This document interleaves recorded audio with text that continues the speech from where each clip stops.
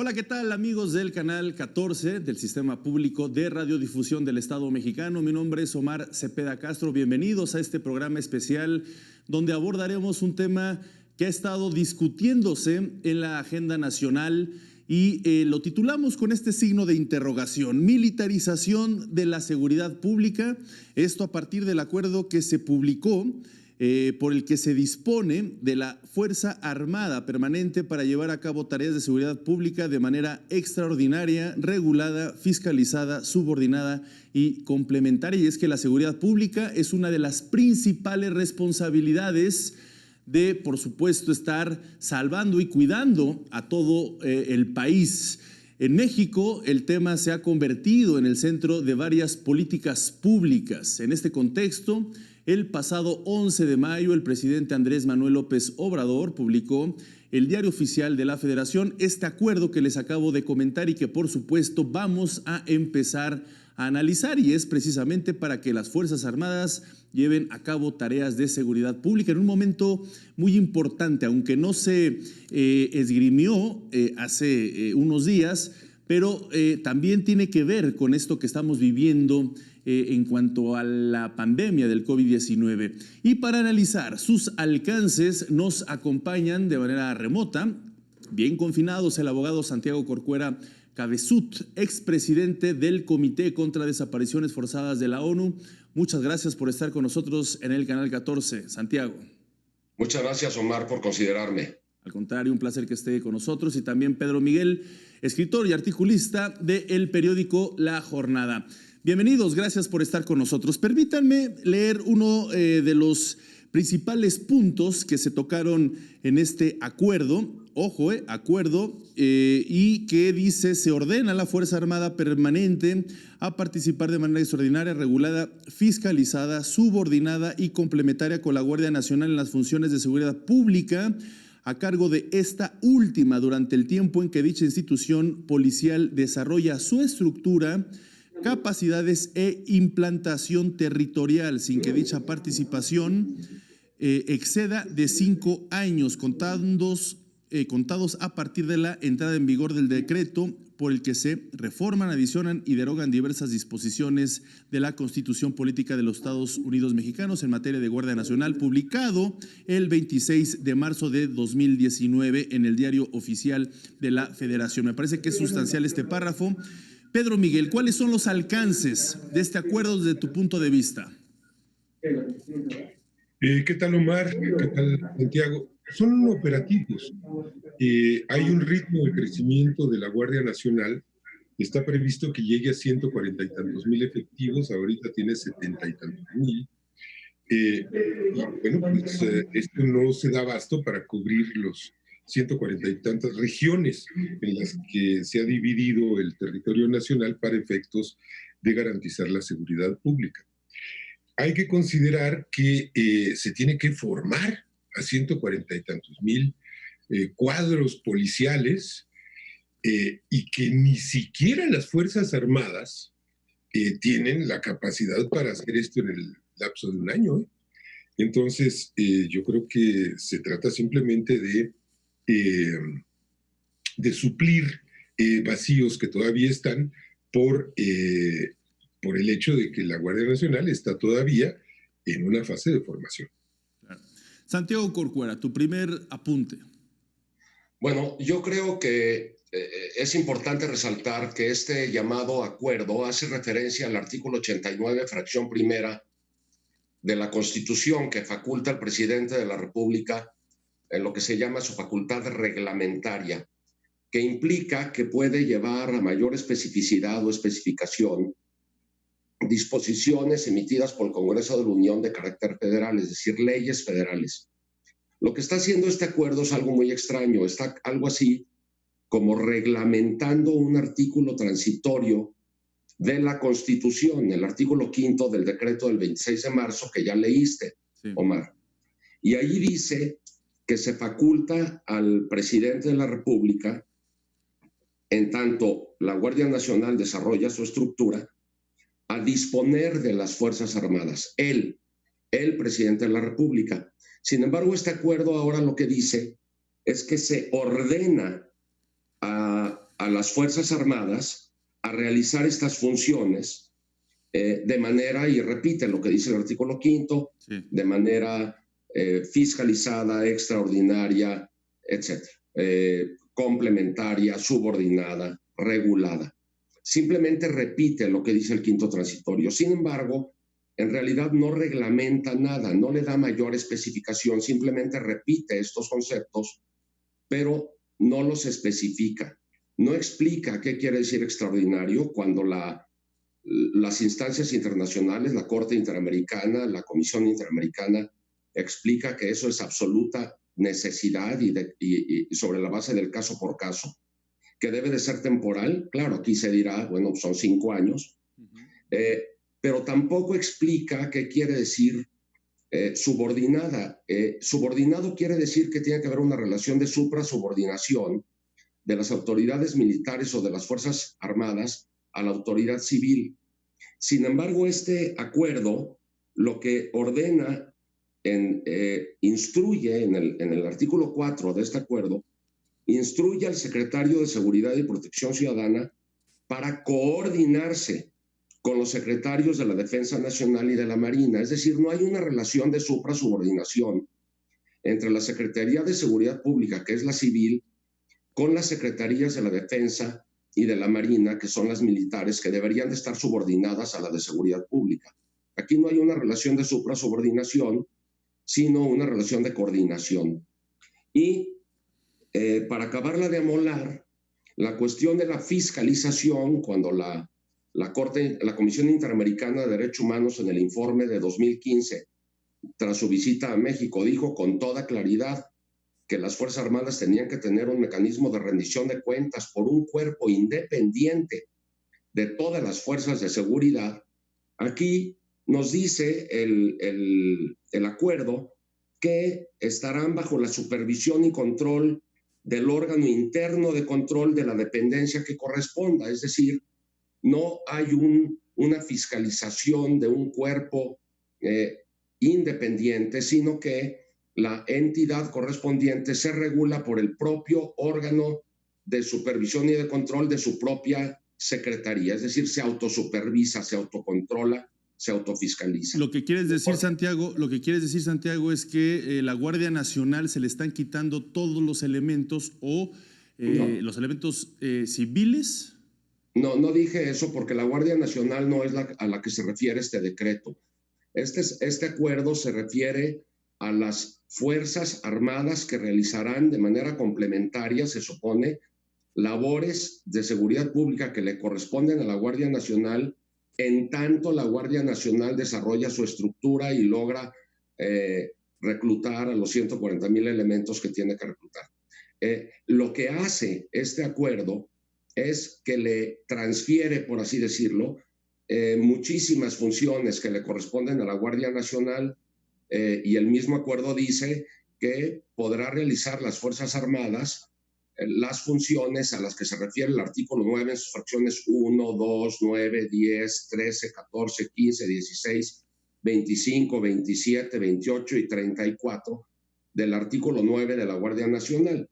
Entonces dice, bueno, todas estas funciones que son prevención del delito, salvaguardar la seguridad pública, detener personas, ponerlas a disposición, registrar a los detenidos, colaborar con otras autoridades, las vas a poder hacer tu ejército y tu marina. Bien. En coordinación con la Guardia Nacional, que es la Secretaría de Seguridad Pública, en coordinación, no en subordinación, claro, sino en coordinación. ¿Estás de acuerdo, Pedro Miguel, en esta lectura que hace Santiago Corcuera respecto a esta coordinación, no subordinación, y también que la Guardia Nacional hace transferencias a las Fuerzas Armadas?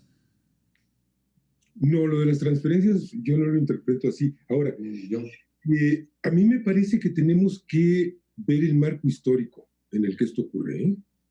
Porque si no lo vemos, no podemos entender nada. Y el marco histórico en el que esto ocurre son 3 lustros en los cuales el Estado mexicano ha tenido intentos fallidos por dotarse de una Policía Nacional. Estamos hablando de la ausencia de una Policía Nacional. Nunca la hubo. Tuvimos Policía Judicial Federal, tuvimos Dirección Federal de Seguridad, Nunca ha habido una Policía Nacional digna de ese nombre y la Policía Federal no lo fue. Nunca maduró, nunca cuajó, fue un aborto institucional. ¿Por qué digo esto? Porque cuando hablamos del tema mismo de militarización de la seguridad pública y vemos los entresijos legales que puede esto no tener, como los exponía Santiago, tenemos que considerar un hecho. La seguridad pública está militarizada desde siempre. Sí, de acuerdo. Cuando digo desde siempre, estoy hablando del Plan Cóndor de los años 70, en la Sierra de Sinaloa, ¿eh? ¿Perdón? Sí, sí. Entonces, a ver, el problema no es la militarización de la seguridad pública, el problema es el inverso, la desmilitarización de la seguridad pública. ¿Y cómo avanzamos a eso sin los militares? Aquí me parece que está el centro, la almendra del... Obviamente. Si no lo podemos ver. A ver, entonces, tenemos que entrar a analizar qué papel han desempeñado las Fuerzas Armadas en el país y por qué han generado reservas que yo veía a Santiago casi crisparse cuando decía se está haciendo esto y se está haciendo esto otro, y es decir, como si estuviéramos manipulando al monstruo sin guantes. ¿Y cuál es el monstruo? Las Fuerzas Armadas. ¿Y por qué son el monstruo? Porque han violado derechos humanos de manera sistemática, contumaz y persistente a lo largo de décadas. ¿Y por qué los han violado? Por su supeditación a la autoridad civil. Del 68 a Tlatlaya, las Fuerzas Armadas han obedecido órdenes civiles. Esta es la gran tragedia y la gran gloria de las Fuerzas Armadas mexicanas. Obedecen órdenes civiles. Y por eso no han dado golpes de Estado, y por eso también se han involucrado en la guerra sucia, y por eso también están metidas en un montón de atrocidades, porque son leales al poder civil. Santiago. Entonces, bueno, perdón por monopolizar la palabra. No, Sí. Al contrario. Santiago, ¿quieres responder algo al respecto? Sí, bueno, nada más en relación, decía Pedro que no veía muy claro eso de la transferencia de funciones. No es una transferencia, porque las mantiene la Guardia Nacional, pero lo que dice el artículo 2 de este acuerdo es: la Fuerza Armada permanente en apoyo al desempeño de las tareas de seguridad pública a la que se refiere el presente acuerdo realizará las funciones que se le asignen conforme a las atribuciones que prevén las fracciones que ya mencioné del artículo 9 de la Ley de la Guardia Nacional. Es decir, se dota de esas funciones a las Fuerzas Armadas que, como muy bien dice Pedro, ha venido desempeñando desde las décadas de los 70 y la Guerra Sucia. El caso de Cabrera García y Montiel Flores contra México dice que en la década de los 90, en el tiempo del sexenio del presidente Zedillo, que todo el mundo recuerda como el gran demócrata y se les olvida la guerra de baja intensidad que emprendió terriblemente en el sur y sureste de México, pues la Corte dice hubo una importante presencia militar en los 90 en determinadas regiones del país y se cometieron las atrocidades a las que se refiere el caso.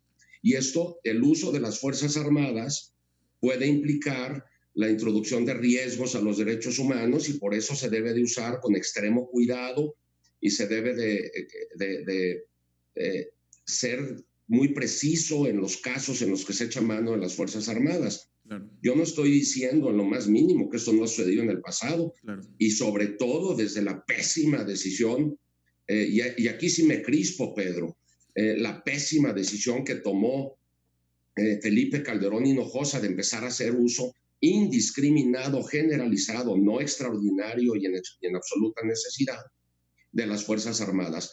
Y eso provocó la espiral de violencia, que más que una espiral es un tornado violento de violencia que se genera desde el año 2006, que continúa Peña Nieto, aunque baja la intensidad del uso de las Fuerzas Armadas durante sus primeros 4 años, y eso hace que bajen los índices de muertes por 100,000 habitantes durante los primeros 4 años de su sexenio, pero después se da un brinco mucho más alto incluso que en los tiempos de Calderón. Claro. Y el primer año del sexenio del presidente Andrés Manuel López Obrador no es la excepción.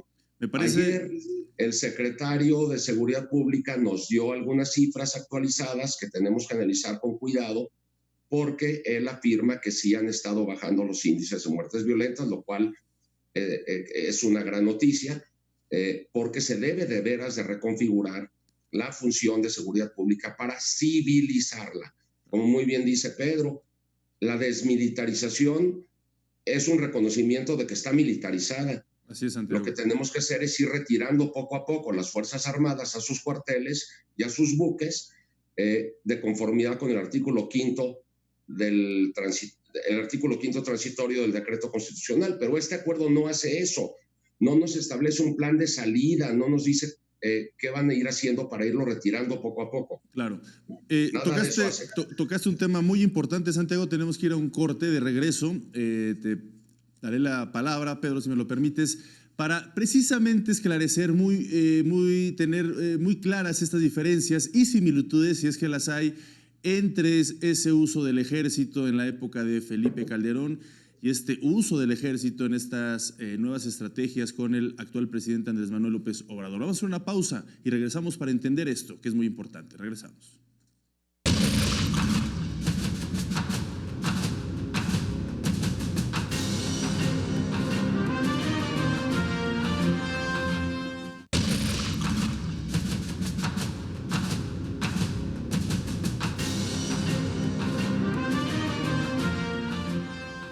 Qué bueno que sigue con nosotros. Estamos platicando con Pedro Miguel Santiago Corcuera sobre este acuerdo por el que se dispone de la Fuerza Armada Permanente para llevar a cabo tareas de seguridad pública de manera extraordinaria, regulada, fiscalizada, subordinada y complementaria, que se publicó el 11 de mayo de este año, del 2020. Antes de seguir platicando y analizando este importantísimo tema, vamos a ver lo que dijo el presidente Andrés Manuel López Obrador en la conferencia matutina del 14 de mayo al respecto.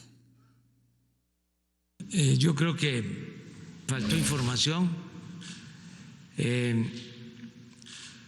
Esto que se hizo ahora de dar la autorización a las Fuerzas Armadas para llevar a cabo tareas de seguridad pública se aprobó hace 6 meses en el Congreso. Fue una reforma constitucional que incluso aprobaron todos los partidos. De ahí, en un transitorio, se estableció de que había que emitir un decreto. Ese es realmente un trámite y fue lo que se hizo. Pero ya existía la aprobación del Congreso. Bueno, pues ahí está la postura del presidente Andrés Manuel López Obrador al respecto. Me parece que la sociedad mexicana, y es donde me gustaría que participara Pedro Miguel Santiago Corcuera respecto a esta aclaración, porque cuando se publicó este acuerdo el 11 de mayo del 2020, comenzó a compararse si esta militarización tenía los mismos alcances, similitudes que la que hizo el expresidente Felipe Calderón. Ya lo habías mencionado, Santiago, antes del corte. Me gustaría, Pedro, que nos dijeras, a ver, ¿cuáles son las similitudes y las diferencias? Si es que hay similitudes, claro está, porque la gente y muchos medios de comunicación prácticamente dijeron, ya ven, no que no iba a militarizar el presidente Andrés Manuel López Obrador esta lucha contra el crimen organizado. ¿Cuál es tu postura, Pedro? No me meto en los asuntos legales porque soy muy ignorante de las leyes y sí concuerdo con Santiago en que es un poco extraño hacer como una suerte de reglamento de un artículo transitorio, pero supongo que lo ha definido con mucha precisión. Es eso, es extraño porque estamos en una situación muy extraña. Es decir, hay que sacar lo que se inició en 2006. Ahora, yo quiero ir al fondo del asunto. Lo que se inició en 2006 no fue nada más el uso instrumental de las Fuerzas Armadas en la lucha contra la delincuencia. Lo que se hizo a partir de 2006 fue una guerra en contra de un sector de la población. ese sector de la población que los propios servicios de inteligencia de las Fuerzas Armadas han calculado entre 500 y 700 mil personas, son los empleos directos que genera el narcotráfico en este país. La primera fuente de divisas, muy por encima del turismo, incluso por encima de las remesas, y ya no digamos de la inversión extranjera. Uno de los principales creadores de empleo. Y cuando Felipe Calderón le declara la guerra al narcotráfico, una guerra sin piedad, una guerra de exterminio, una guerra, valga la redundancia, militar, usando al ejército, pues lo que está haciendo es pues declararle la guerra a cientos de miles o a millones de mexicanos. Hay zonas enteras del norte del país cuya principal actividad económica es el narcotráfico. Y esto ocurre porque una de las cosas más perversas que hizo el modelo neoliberal fue convertir a la delincuencia organizada en un sector de la economía. Y en un sector muy importante, articulado con industria inmobiliaria, con finanzas, con tal. Entonces, me parece que es radicalmente distinto declararle la guerra a un sector de la población, y por esto yo creo que Felipe Calderón debe ser juzgado por genocidio. Así sea en grado de tentativa, porque mató un montón de gente, pero no logró exterminar a todos los que él quería. Con una medida tomada en el marco de una reconsideración general y del abandono de la guerra contra el narcotráfico como una política de Estado. Y la reconsideración general de la delincuencia organizada como un subproducto o un producto de un modelo económico que dejó sin país a millones de mexicanas y de mexicanos, que expulsó del campo a 8 millones de personas entre Salinas y Fox. Pues ¿a dónde se iban a ir? Pues unos se fueron a Estados Unidos, otros a pedir limosna y otros a la delincuencia organizada. Entonces, me parece que es incomparable y que es radicalmente distinto un proyecto de pacificación y de inclusión, de reinclusión de todos estos que fueron orillados a las periferias, a las ilegalidades, etcétera. Es incomparable eso con una declaración de guerra en contra de un sector de la población mexicana. Santiago Corcuera, ¿cuál es tu punto de vista? Igual, la misma pregunta, las diferencias, las similitudes, si las consideras. Pues mira, dicen que las comparaciones son odiosas, pero seguramente para quien sale perdiendo en la comparación. Y la verdad es que lo que dijo Pedro, estoy de acuerdo en algunos puntos, en otros tal vez no, pero la verdad es que yo no veo gran diferencia. Hago la comparación de este acuerdo del artículo 5º transitorio del decreto presidencial de reformas del 29 de marzo del año pasado, y veo la ley de seguridad interior que fue declarada inconstitucional por la Suprema Corte de Justicia de la Nación, y yo la verdad no veo gran diferencia. Y no estoy viendo un viraje en la estrategia del uso de las Fuerzas Armadas en labores de seguridad pública, porque este acuerdo no me dice cuál es el plan de salida y de desmilitarización. Me dice que durante 5 años las Fuerzas Armadas han recibido la orden de coordinarse con la Secretaría de Seguridad Pública para la realización de múltiples funciones que no le corresponden a las Fuerzas Armadas, sino que le corresponden a la fuerza civil, a las policías. Ahora, cuando el Estado alega su propia torpeza de no haber sabido conformar una policía eficiente, integrada por civiles, con instrucción policial y no militar, pues yo creo que nadie que alegue su propia torpeza debe ser escuchado. Lo que tiene que hacer el Estado es fortalecer los cuerpos policiales e ir retirando poco a poco, nadie está diciendo que lo haga de la noche a la mañana, poco a poco las Fuerzas Armadas a sus funciones propias y dejarlas de estar utilizando para las funciones que le corresponden a las policías. Y este acuerdo no me dice cuál es ese plan de salida, no me dice que es complementariedad, dice que es de manera complementaria, pero no me explica qué se entiende o qué entienden ellos por ese concepto. No dice que es extraordinario. Y cuando dice fiscalizado y subordinado, en el artículo primero más adelante se contradice, porque ni es fiscalizado por un cuerpo independiente de todas las fuerzas de seguridad, ni es subordinado, porque dice que es coordinado. Entonces, realmente yo no veo muchas diferencias, te soy honesto. Bueno, ahí mencionas un aspecto importante, Santiago, que es la estrategia. Todo el mundo sabemos que las policías han sido muy débiles, corrompidas en los 3 niveles de gobierno. Y por ello el uso del ejército y las Fuerzas Armadas en el combate contra el crimen organizado. Pero en las estrategias creo que también aquí nos podemos centrar un poco. Desde tu perspectiva, Pedro Miguel, ¿qué estrategia está utilizando el actual gobierno de Andrés Manuel López Obrador para combatir al crimen organizado? Mira, un motor de combustión interna, un vehículo de 4 ruedas, puede ser instalado en una ambulancia para salvar vidas o puede ser instalado en un coche para traficar armas y desperdiciar vidas. Es decir, las Fuerzas Armadas son un instrumento al servicio del poder civil. Y me parece que la diferencia es sustancial. A ver, yo no me meto en la discusión, porque además la perdería y me daría una arrastrada, Santiago, de los detalles legales de este acuerdo. Simplemente digo, el contexto es totalmente distinto.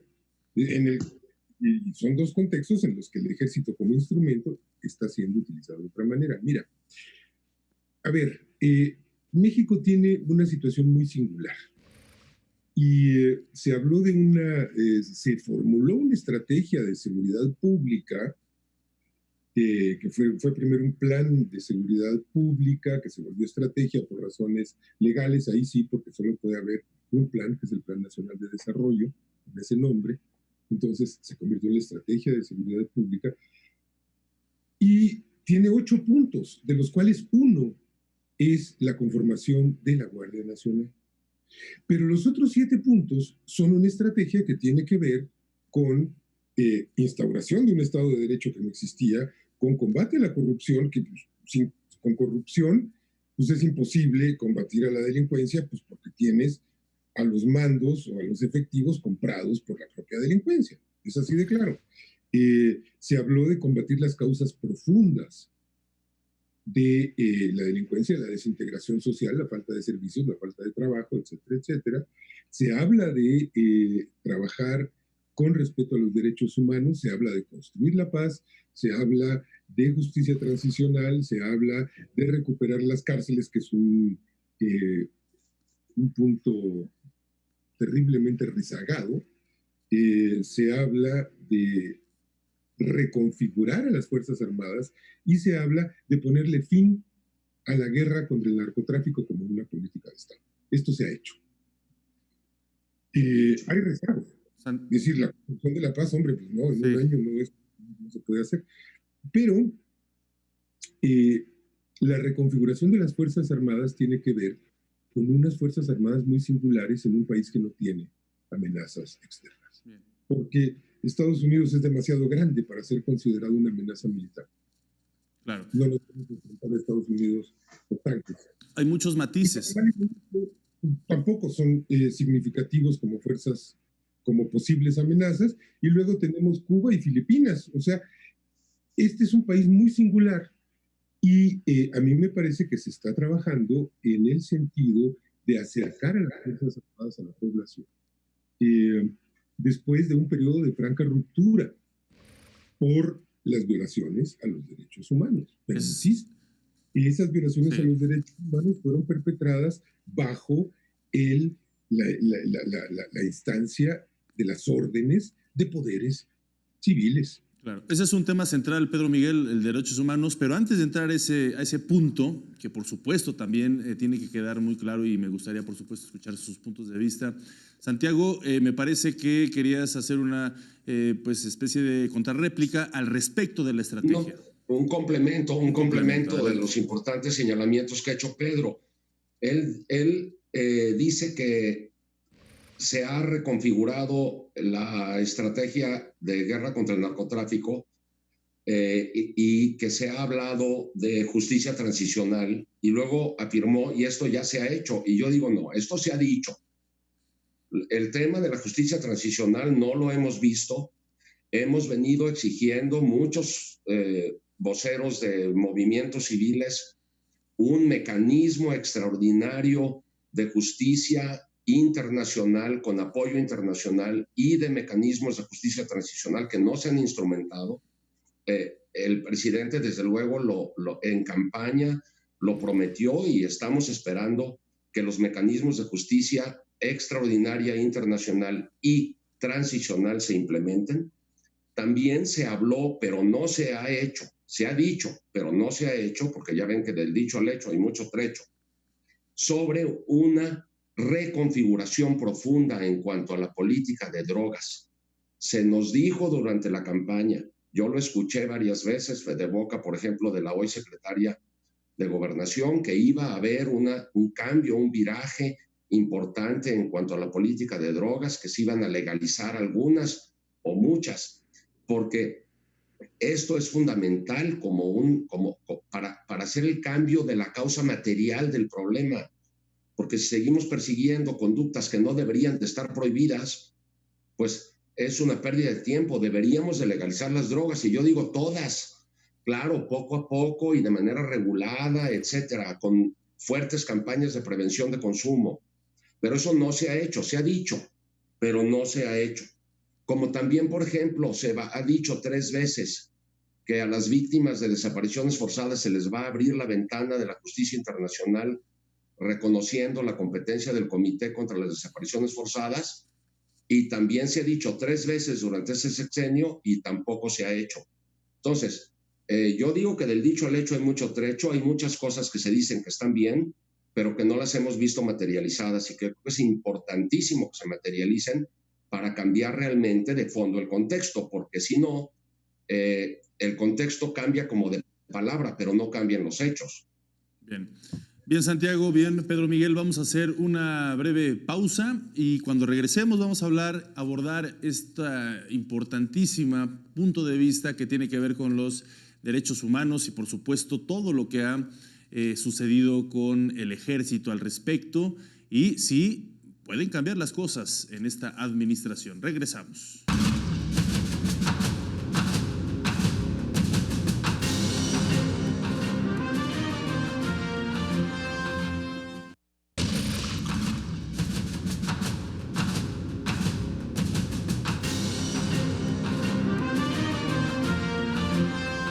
Bien, qué bueno que sigue con nosotros. En el artículo 3 de este acuerdo dice que en el apoyo en el desempeño de las tareas de seguridad pública, la Fuerza Armada permanente se regirá en todo momento por la estricta observancia y respeto a los derechos humanos en términos del artículo 1 de la Constitución Política de los Estados Unidos Mexicanos y observará la Ley Nacional sobre el uso de la fuerza y además ordenamientos en la materia. Me parece muy importante este punto, relevante que lo hayan puesto sobre la mesa, que lo hayan puesto en este acuerdo. Siempre ha sido un tema, si el ejército, las Fuerzas Armadas más bien, son violadores de derechos humanos de forma sistemática. Pero ¿qué está pasando? Andrés Manuel López Obrador ha dicho muchas veces que no lo permitirá. Vamos a conocer el punto de vista de nuestros invitados del día de hoy, Pedro Miguel Santiago Corcuera. Pedro Miguel, ¿qué opinas al respecto? Creo que hay testimonios incluso muy precisos, testimonios videográficos, que muestran una diferencia nítida, clarísima, entre lo que se hizo en el pasado reciente y lo que se está haciendo. Por ejemplo, tenemos el video atroz de una ejecución extrajudicial de un civil herido en una población que se dedicaba al huachicol en una incursión del ejército hace un par de años, de 2017 tal vez, 2018, en tiempos de Peña Nieto. Un soldado pues agarra, ve al herido y pues, le suelta un balazo en el suelo, ¿no? Y lo mata. Y yo veo el contraste entre esto y lo que ocurre antes de la explosión del ducto de Tlahuelilpan, que ustedes recordarán, era un ducto que fue pinchado y que los civiles estaban recogiendo ahí el combustible. Llegó el ejército antes a tratar de sacarlos de allí. ¿Y qué ocurrió? Pues que los civiles la armaron contra el ejército a palos, a tubazos, y los militares se replegaron. habrían podido hacer una masacre peor que la de la explosión misma, pero se replegaron. Y esta escena la hemos visto una y otra vez a lo largo de este año y medio, año, 6 meses. ¿Cuál es la diferencia? Pues la diferencia son las órdenes civiles. Y a mí me gustaría conocer el dato, a lo mejor Santiago lo tenga, de cómo vamos en materia de denuncias por violaciones a los derechos humanos en contra de las Fuerzas Armadas en este año y medio. Y cotejarlo con cómo estábamos en el sexenio de Peña y en el sexenio de Calderón. Y creo que se puede contener a las Fuerzas Armadas por una razón muy simple. Las Fuerzas Armadas son un cuerpo disciplinado. Y esto, que puede ser un peligro tremendo, también puede ser una gran virtud cuando se piensa en las Fuerzas Armadas en un proyecto político que no está dedicado a expoliar y a exterminar y a desterrar a la población para sacarle dinero para exportar carne humana, sino enfocado a la creación del bienestar para la población. En ese proyecto, las Fuerzas Armadas pueden ser un instrumento de gobierno para el bienestar. Santiago Corcuera, ¿qué opinas? Bueno, yo siento lo siguiente, y bueno, trato de hablar con base en evidencia empírica, que es lo que me pide Pedro. Y lo que siento es que hay que echarle un ojo a los estudios que elaboró Catalina Pérez Correa y sus investigadores, y que publicaron en Nexos durante el sexenio de Calderón y durante el sexenio de Peña Nieto, sobre el índice de letalidad de los operativos de las Fuerzas de Seguridad del Estado mexicano, que pudo realizar gracias a que podía obtener la información a través de los portales de transparencia. Lo que yo veo ahora, como ella lo dijo en el 2015, es mayor opacidad, porque ahora ella quiere pedir información y no se la dan.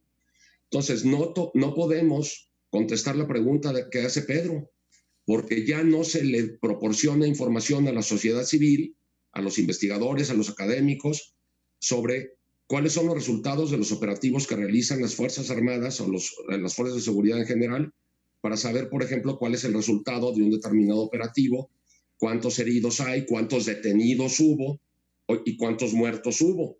De repente nos enteramos por la prensa, como por ejemplo el operativo que sucedió hace unos meses en Tamaulipas, en donde se sacó un parte en donde decía que fueron abatidos cuando venían huyendo, y en otro párrafo dicen que fueron abatidos porque fue una contención a un ataque, y el mismo parte se contradecía.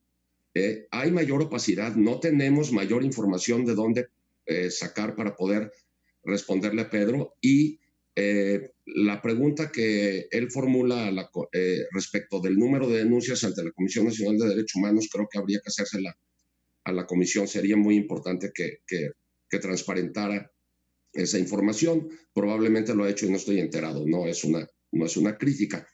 Por otro lado, la manera como se ha nutrido a la Guardia Nacional es con efectivos del Ejército y de la Marina. La Corte Interamericana de Derechos Humanos le dijo a México en la sentencia de Cabrera García y Montiel Flores contra México que había que limitar al máximo el uso de las Fuerzas Armadas en labores de seguridad pública, porque el entrenamiento que reciben los soldados y los marinos es distinto al entrenamiento que reciben los policías, y que la misión que tiene la Fuerza Armada permanente es el combate, o sea, derrotar al enemigo, no la protección y el control de los civiles. Entonces, con todo respeto lo digo, así como el hábito no hace al monje, el uniforme no hace al policía. El soldado, aunque de policía se vista, soldado se queda. ¿Por qué? Pues porque ha recibido un entrenamiento apropiado para su función, que es el combate. Pero a la delincuencia no se le combate, se le persigue, se investiga, se le persigue, se le detiene, se le juzga, y si resulta culpable se le sanciona. Y esa no es la función del ejército. Y estas funciones que le está dando este acuerdo, que están en la ley de la Guardia Nacional, a las Fuerzas Armadas, de prevención del delito, de salvaguardar la seguridad de las personas, de detener a los presuntos responsables, de ponerlos a disposición de las autoridades. Son funciones policiales, no militares. Y pues tampoco me parece justo que se le pida a alguien que no ha recibido el entrenamiento para realizar esas funciones a que la realice, porque lo más probable es que no las vaya a realizar bien. No es una crítica a las Fuerzas Armadas. Las Fuerzas Armadas deben de realizar las funciones para las que están entrenadas, no aquellas para las que no están entrenadas. Y nutrir a un cuerpo teóricamente civil de puros militares o mayoritariamente militares, y peor aún, ser comandados por un general que estaba en servicio de las Fuerzas Armadas el día anterior a que toma posesión de la Guardia Nacional, no me parece civilizado, me parece militarizado. Claro. Hay un punto importante, después de haber escuchado sus dos opiniones, sus puntos de vista, que este proceso va a durar 5 años. Hasta que la institución policial, es decir, la Guardia Nacional, desarrolle su estructura, capacidades e implantación territorial sin que dicha participación exceda estos 5 años. ¿Por qué 5 años, Pedro Miguel? Es decir, que es una fecha además que tiene que ver con matices políticos. Cuando concluyan estos 5 años vamos a estar ya muy cerca de las elecciones presidenciales. Porque es el periodo en el que se puede operar. Es el periodo sexenal en el cual se pueden hacer cosas. Tú no puedes hacer cosas cuando ya terminó tu sexenio. Es así de simple. No estoy de acuerdo. Hay un compromiso de dejar una política de seguridad reconfigurada. Lo que dice Santiago es cierto. El ejército es un destructor nato, vamos. Está hecho para la aniquilación. Ahora, cuando yo digo se incluye en la estrategia de seguridad nacional la reconfiguración de las Fuerzas Armadas, de lo que estoy hablando es de que México no necesita una fuerza de aniquilación. Por razones geoestratégicas muy particulares, no requerimos de una fuerza de aniquilación de enemigos.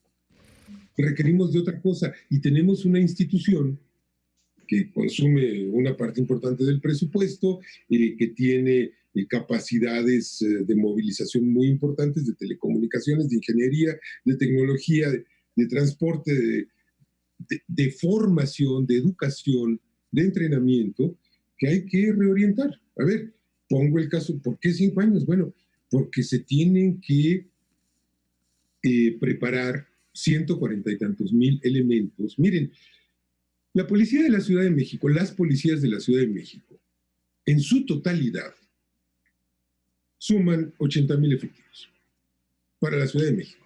Entre auxiliar de tránsito, bancaria, 80,000 efectivos. ¿Cuántos efectivos tenía la extinta Policía Federal para todo el país?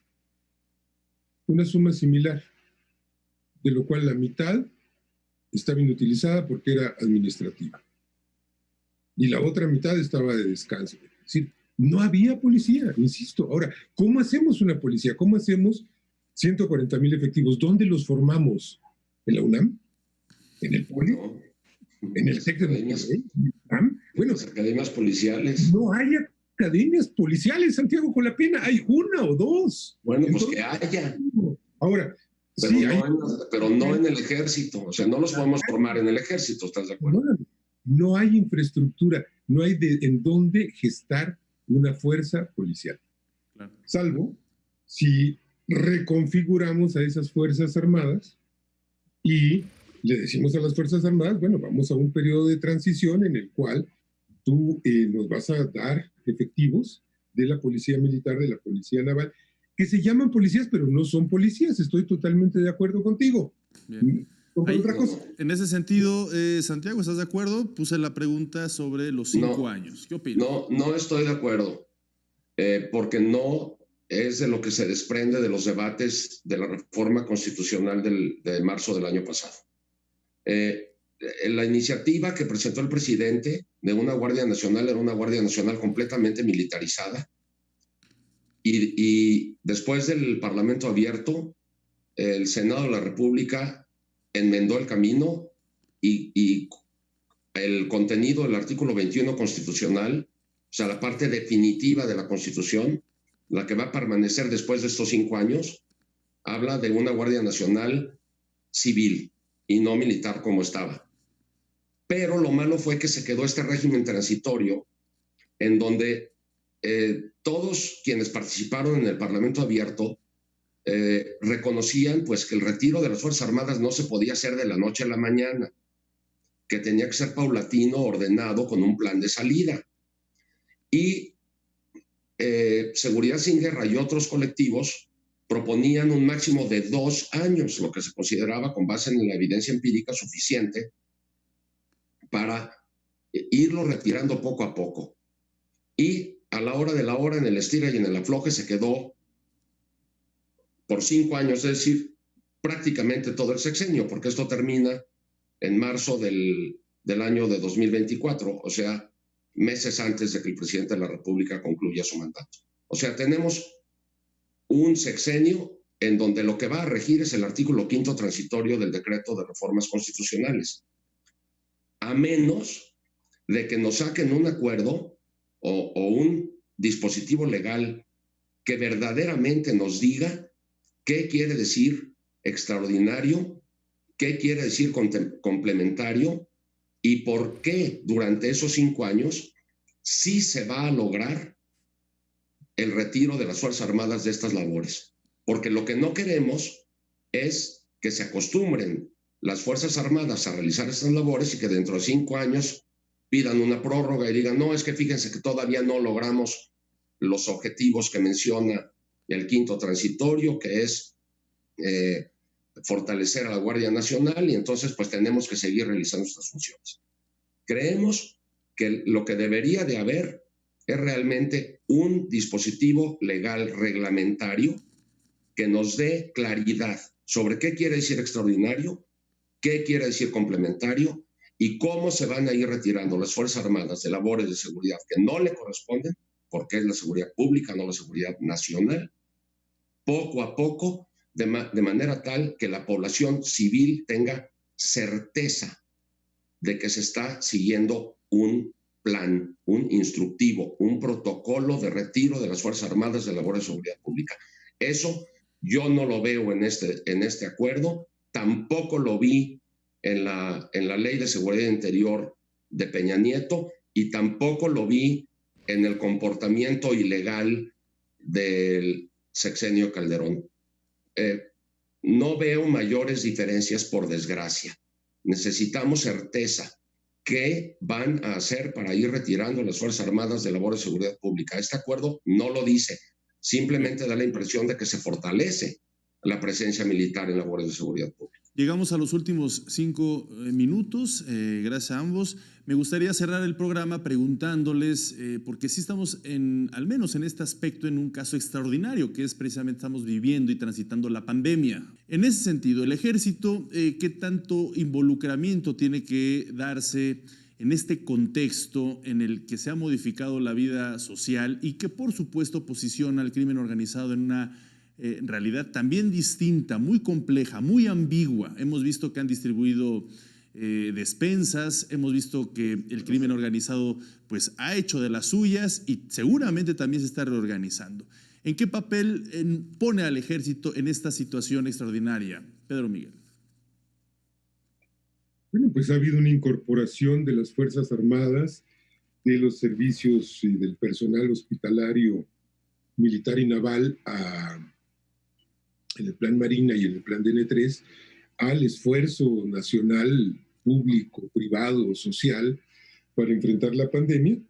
Y me parece que esto, con todo y la carga trágica que tiene, la pérdida de vidas, el desastre económico que conlleva la pandemia, va a servir para algo que el país requiere con suma urgencia, que es empezó a romper o a cubrir esa fractura, a superar esa fractura entre el ámbito civil y el ámbito militar. Hay mucho resentimiento en la sociedad, en regiones enteras, a las Fuerzas Armadas. Y es un resentimiento legítimo y explicable, pues porque las Fuerzas Armadas fueron enviadas a hacer atrocidades. Hay resentimiento en las Fuerzas Armadas, pues porque fueron utilizadas y fueron manipuladas y porque han tenido que pagar un alto costo en términos de erosión institucional por haber sido usadas en tareas de seguridad pública. Esto a mí me parece clarísimo. Y bueno, me parece que una de las cosas buenas de la pandemia es que va a permitir avanzar en el sanamiento de esta fractura que no debe existir. Gracias, gracias, Pedro Miguel.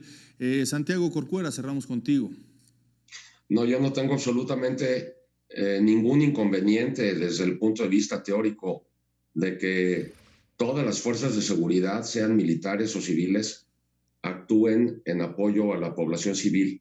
La Guardia Nacional, por ejemplo, en el artículo 9, en la fracción 34, dice que tiene que participar en labores de protección civil y esta es una fracción que está mencionada en el acuerdo.